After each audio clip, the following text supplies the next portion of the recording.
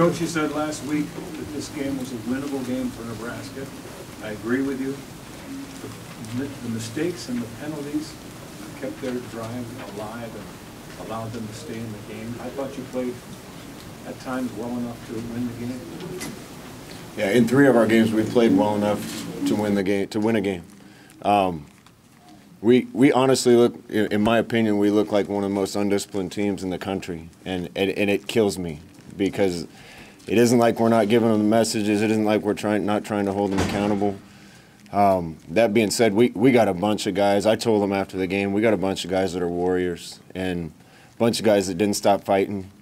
When I see guys like Ben Stilley turning and getting out of pass rush and running down one of the receivers 30 yards downfield, I'll go to battle with guys like that anytime. It's up to us as coaches, but it's also up to that team to stop allowing the other stuff to happen. We can't get holding calls on interceptions and then talk trash to their sideline and start dancing on the field. I didn't know what was going on when we're down 13 points and we got backups and reserves dancing on our sideline before kickoffs. They look like they love losing, and they look undisciplined.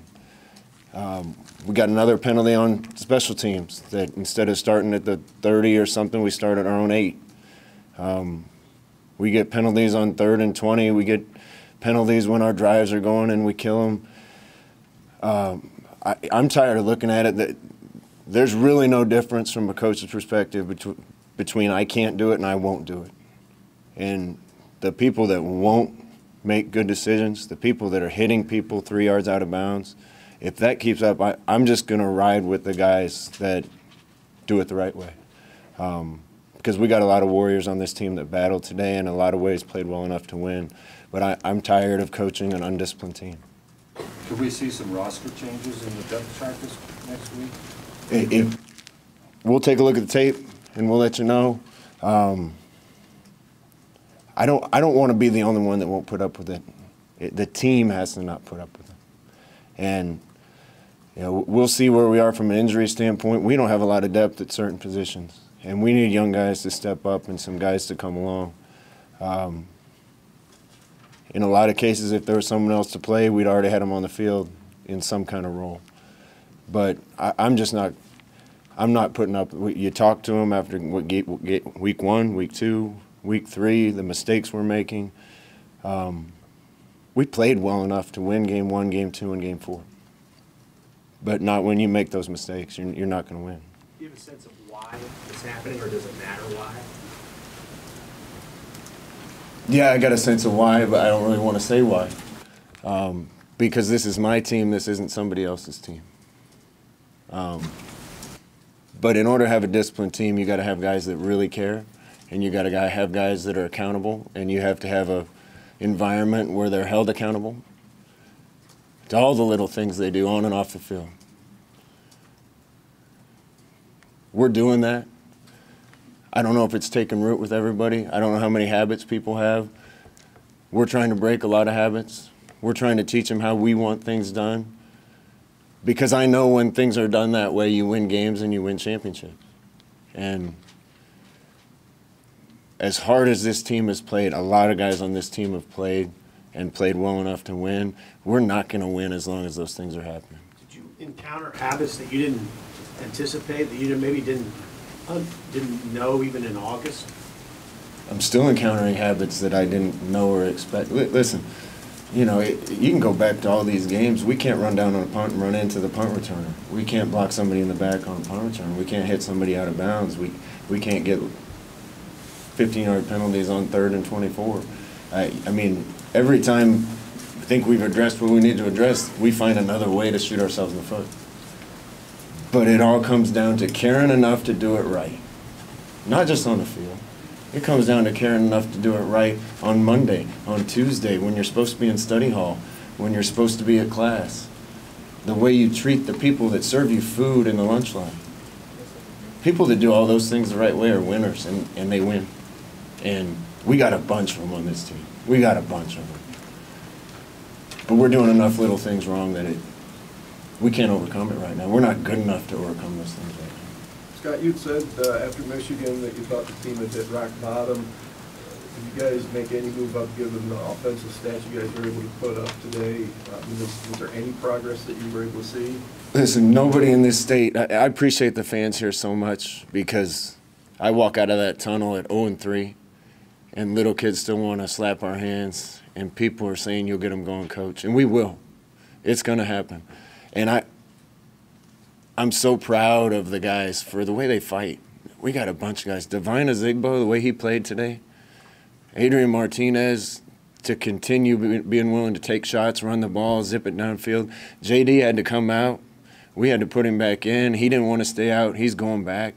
Stanley wants to win as bad as anybody I've been around. Luke Gifford, it hurts him. I'll go to battle with Luke anytime. And that's not all of them. I'm not touching on all of them. I'm proud of those guys. At times, the offense looked like I want it to look.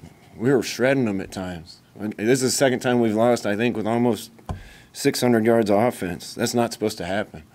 But it happens when you make all the mistakes. It happens when you beat yourself. It doesn't matter how many yards you have if you beat yourself. What did you like about what Adrian did today, especially in that third quarter run? And then what can you grow from? Where can you get better? I think Adrian grew up a bunch today.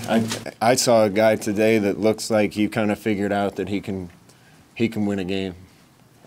Some of the throws he made, some of the decisions he made to take it down and run it. Now, he still made a few freshman mistakes.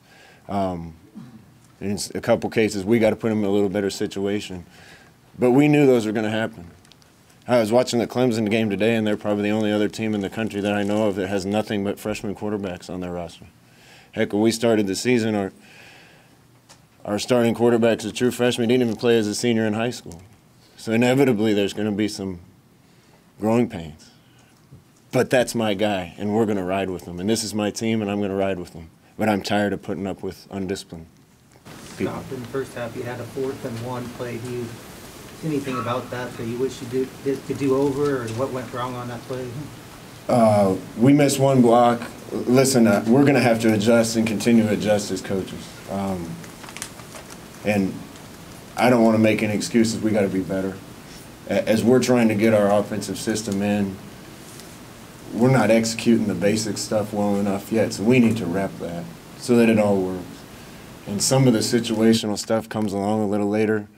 4th and 1, a lot of times we just try to go fast and get the yard. And if we can't do that, then if we're not good enough to do that consistently, then as coaches we need to figure out another way to get it done. Scott, did you find something more in Divine today, or did you know that you had that much in him for what he did today?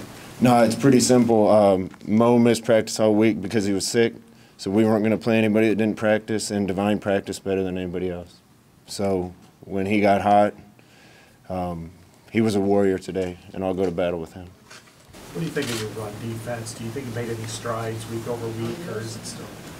You know, I got to watch the tape on that because a lot of times when the defense is on the field, I'm getting our next series ready on offense. They're good on offense. I think Coach Braum does a good job. You don't win a lot of games when you go up 42, but a lot of the 42 is because we made stupid mistakes. Cover someone man on a tunnel screen and don't cover the tight end and just let him run free.